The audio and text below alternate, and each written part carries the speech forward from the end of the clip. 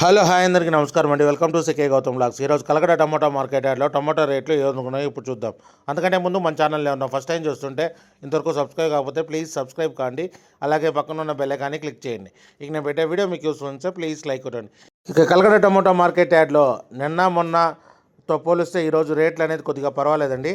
ఇక starting 15K box మూడో రకం క్వాలిటీ వచ్చేసి 50 రూపాయల నుంచి 100 రూపాయల వరకు తీసుకున్నారు. థర్డ్ రకం క్వాలిటీ 50 రూపీస్ నుంచి 100 రూపీస్ వరకు తీసుకున్నారు. థర్డ్ రకం క్వాలిటీ 15K బాక్స్.